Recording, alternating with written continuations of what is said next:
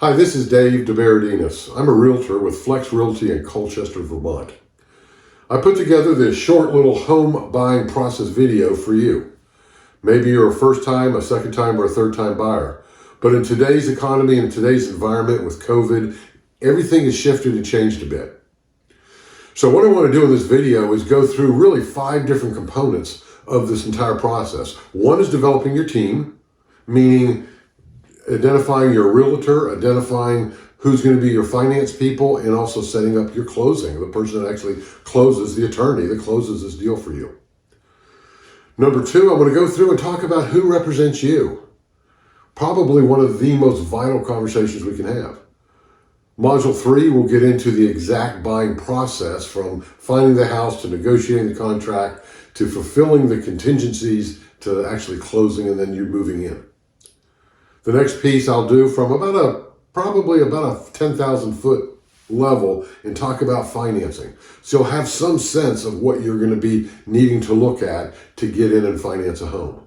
I'll then give you some tips on how to make your contract stand out over other people in case there's 2 or 3 contracts that come in the same weekend on a house. That's happening today, guys. You want to be able to give yourself a little edge.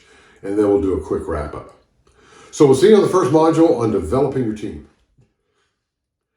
Okay, so here we are, first step, talking about team, right?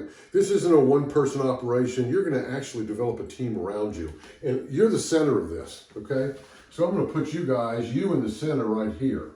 Now, around you, you've got 3 main components. And the first one is your realtor or your agent.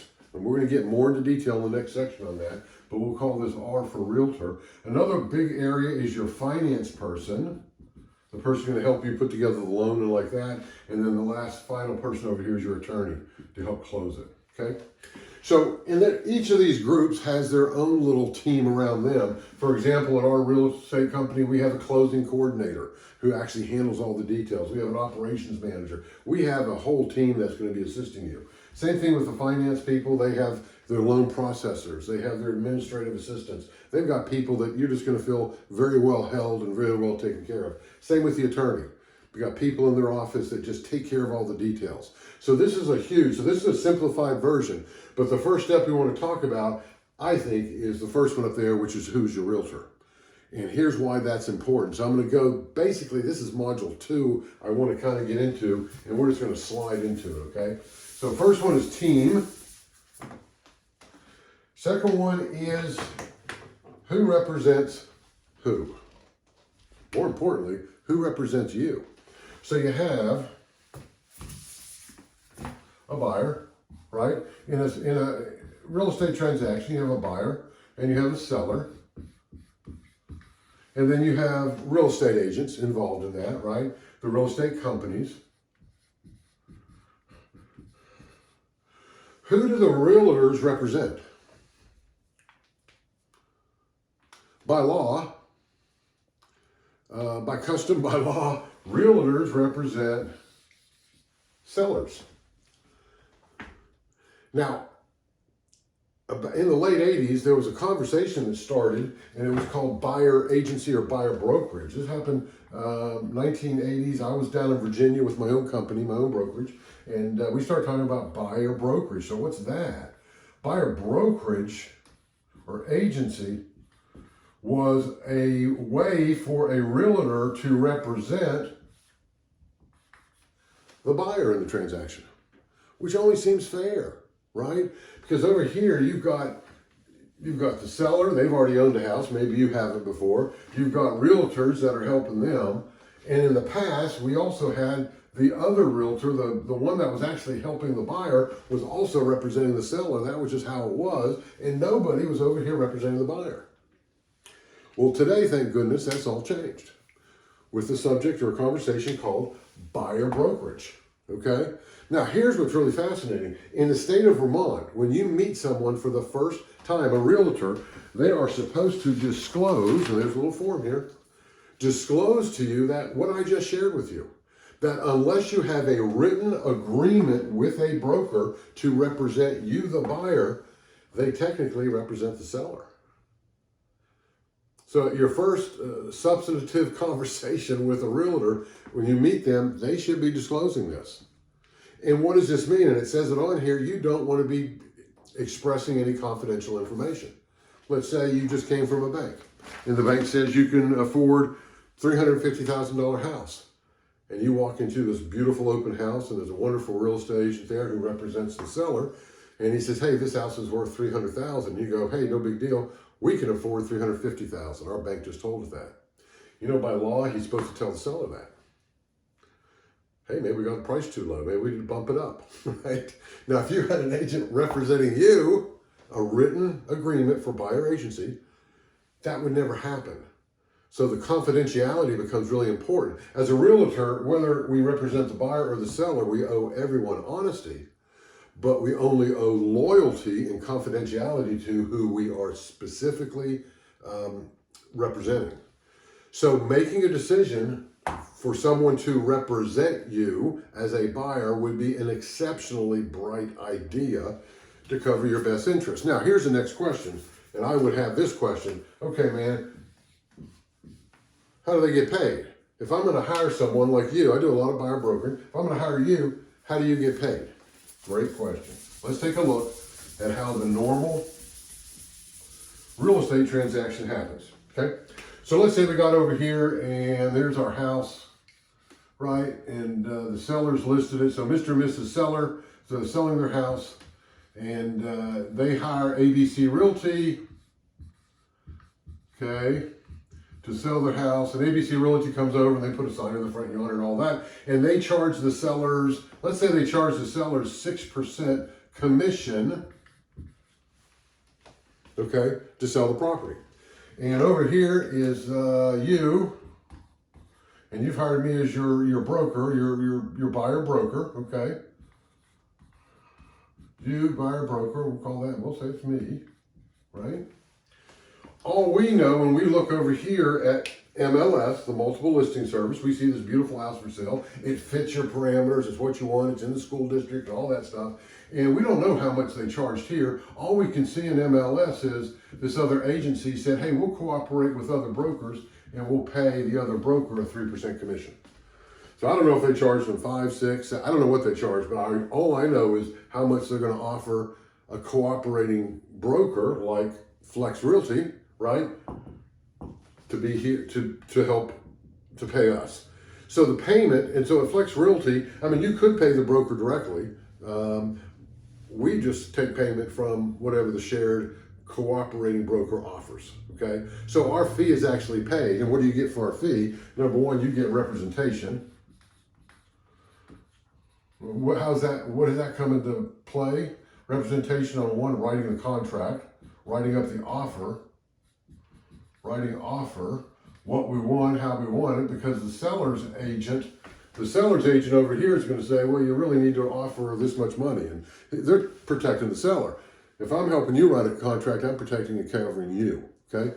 So writing the offer, negotiating,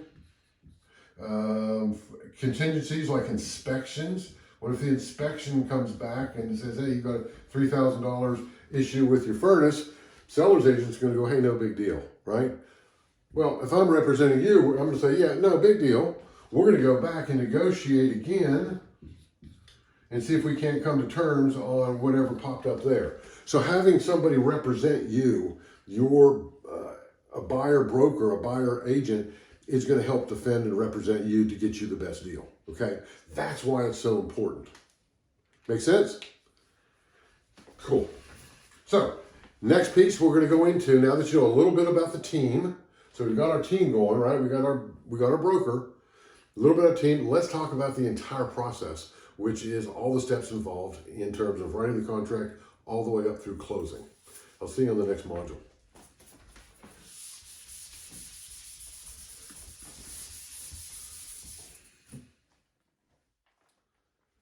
Okay, welcome back.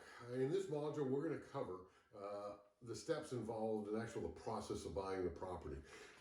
At Flex Realty, we have a great buyer's guide. In there is the home buyer timeline. I'm just going to run through that real quick so you have a nice overview of what's happening and when it happens. Now, historically, we would always meet somebody first and then go look at houses and then write up, take them to a mortgage company. In today's COVID environment, many sellers won't even allow us to show their property until the buyer has gotten a loan, certainly a loan pre-qualification, but actually a loan approval. So we've kind of shifted how things are doing given this environment.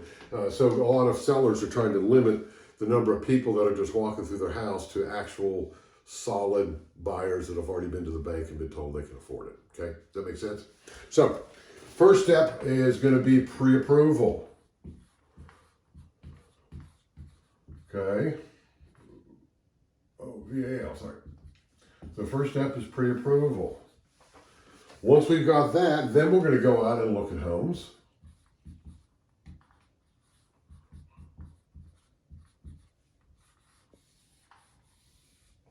Next step after that is we find one that you like, we're going to write an offer.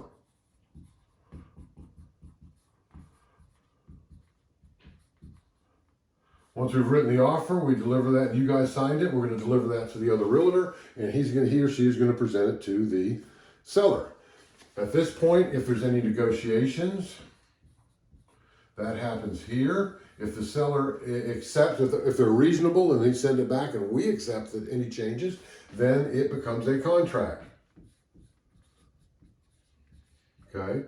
If we can't come to an agreement on numbers and time frames of closing and all that stuff, then we go back out and start looking at new homes again. So we either go here or we go here as a new contract, okay? Let's say we get the offer, we all accept it, you guys, the buyers and the sellers accept it, and it becomes a contract, right? So it becomes a contract. Now the offer's been accepted.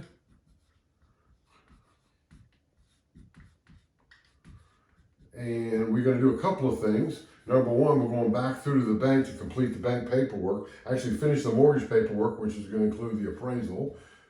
The bank actually sends somebody out there to evaluate the property and make sure it's worth the value that you're paying for it and actually what they're lending on it. So it's a nice thing. They're going to do the appraisal. They're going to finish the paperwork.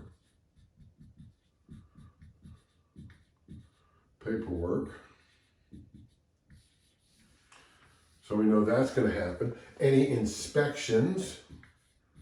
If it's not a new house, 99 times out of 100, I'm going to recommend you have some inspections.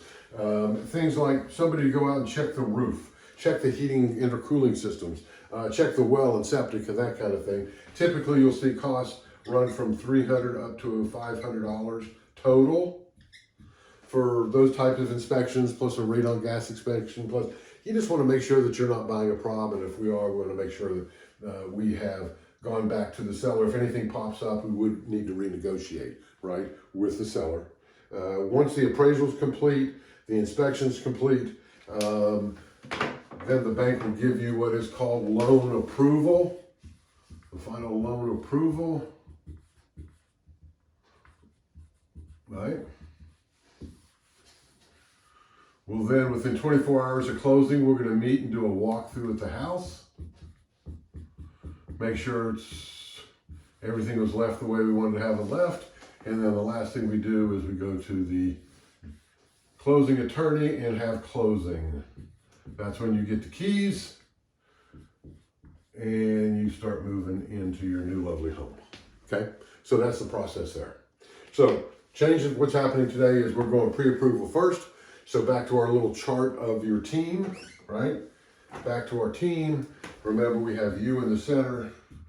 We've got your realtor or your buyer's agent here. We have the finance person, and then we also have the attorney here. So the three little steps here that are supporting you, plus their teams.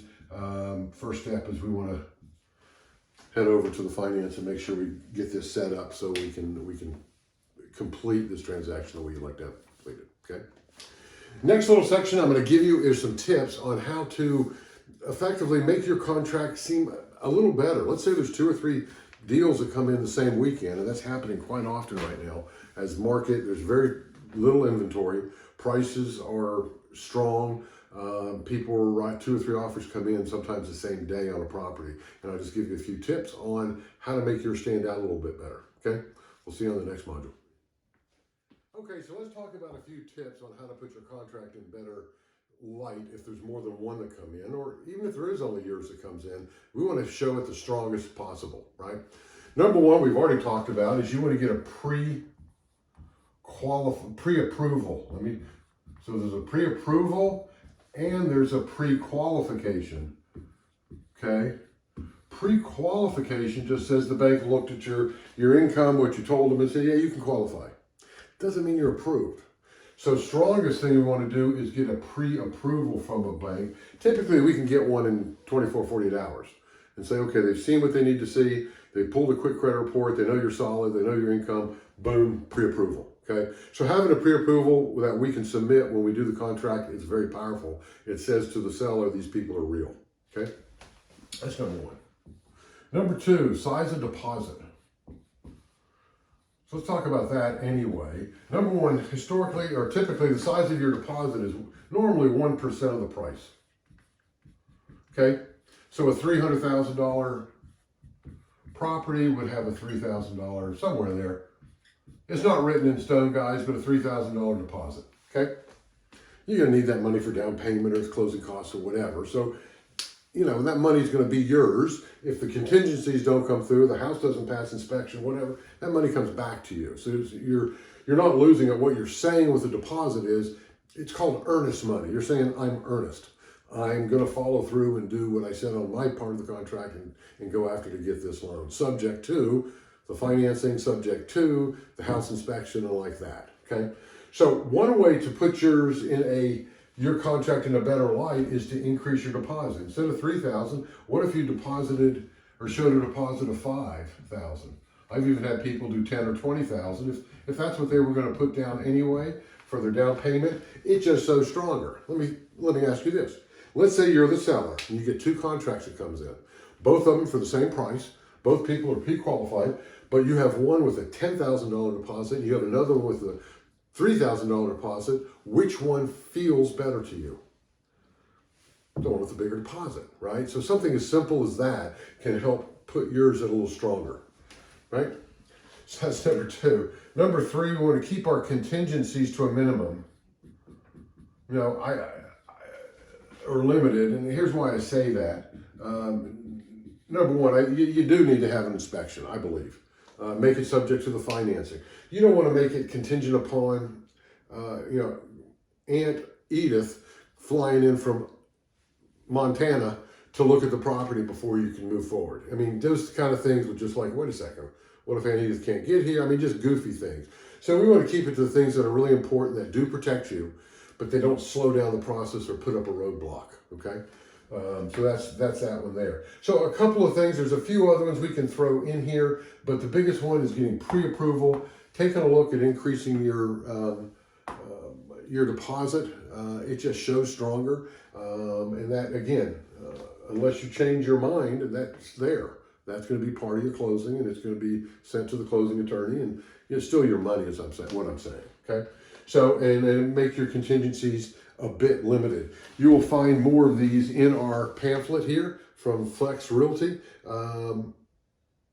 that you're going to see. The other piece that we're seeing today is people are offering full price and above full price offers. It's been doing that for years out west, California, and different places. With COVID, with people moving to Vermont, out of New York, New Jersey, people buying houses sight unseen, guys, and the prices are being driven up. Let's talk about price for a minute, because this comes up. I had a young couple last week say, well, maybe it's not a great time to buy a piece of property. Maybe things were, here's what I want you to hear about that. It's actually a fantastic time to buy property. You see, historically, real estate has gone up over 30 years, 50 years. It's gone up and up and up. Now, the reason people buy property, and let's chat about that for a second. This will be like bonus material, okay? The reason people buy property is, number one, for appreciation. Appreciation meaning the value of the property goes up, right? You buy it today for $200,000, let's say in 10 years, market's super strong again, or it's been growing, even if it's not been super strong. If it grows 1 or 2 or 3% a year, in 10 years, maybe your value's up 20%. On a $200,000 house, that could be 40 grand. It's pretty good money, right? So a lot of people do it. Number one investment in their lifetime is their property or their house. So appreciation. Number two is tax advantages. Now, I am not a tax expert at all, okay? So I'm not giving tax advice. I would call the person who does my taxes and just say, hey, if I'm paying $2,000 more a month on a house, and that's, principal and interest, how will that affect my taxes, right? That'd be $24,000, let's say, of interest you could write off of your income. Fantastic. Home ownership, you still get to write the interest off. So that's why a lot of people say, hey, it's cheaper for me to own than it is to rent, right? Plus they're building the appreciation up. Final reason, maybe not the final reason, but a huge reason. It's called home. A lot of times we confuse that and call them houses. Houses are made of sticks and brick and mortar and 2x4s and sheetrock and all that. But home is where the family is. Home is where the heart is. Home is where you celebrate birthdays and Christmases. Home is where you celebrate family. And the number one reason really underneath all this conversation that we're having that people buy a property or buy a place is for home, isn't it? Especially if you have a family. And this is one fantastic way to have a place that you can call your own, your piece of Vermont, your piece of America.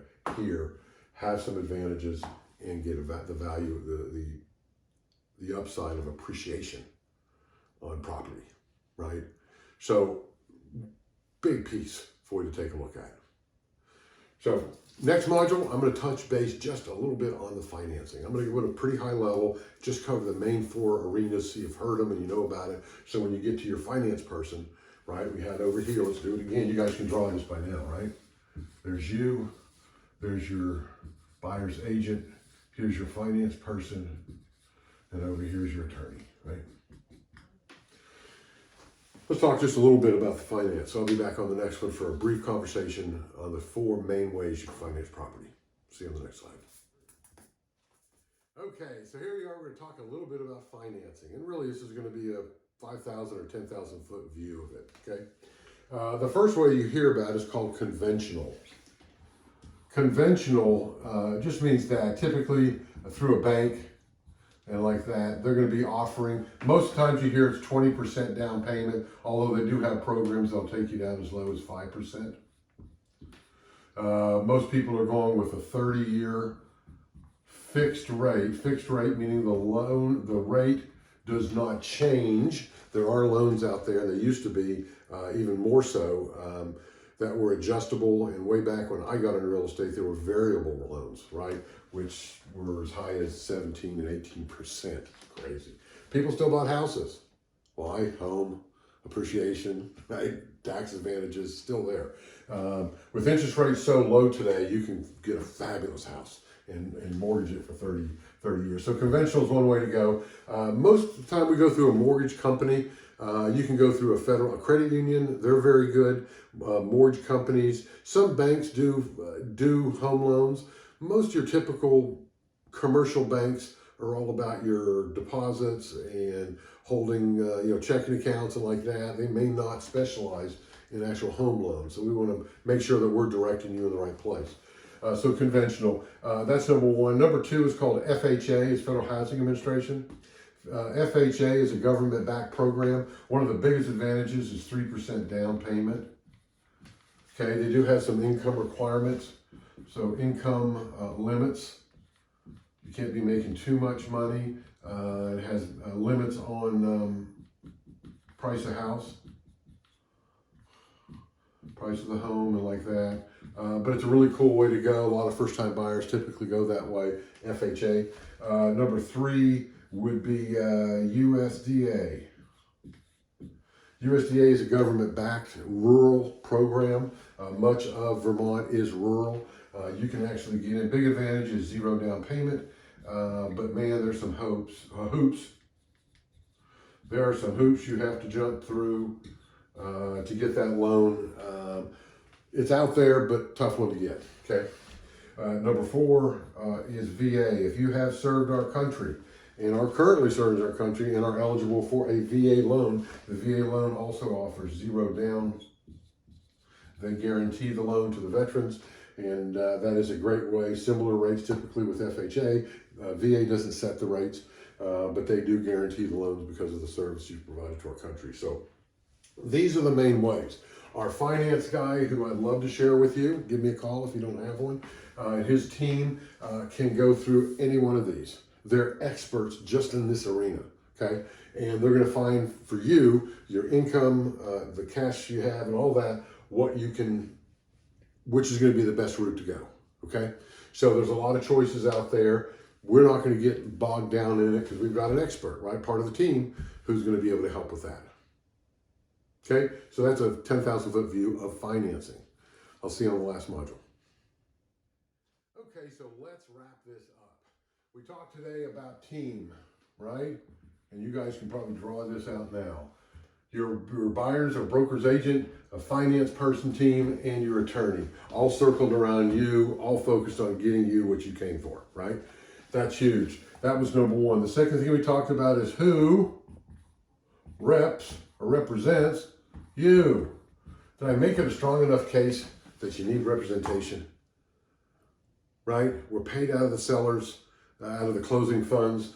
You get thousands of hours and thousands of deals that we've done to represent you and writing the contract and doing the contingencies and setting you up with the right people for financing and all that stuff.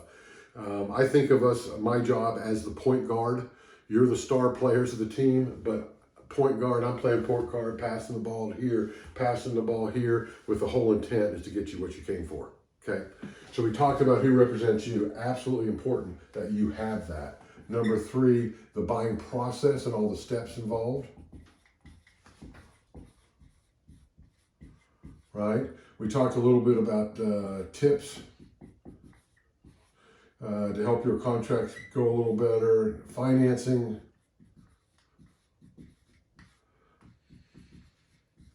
to make your deal go.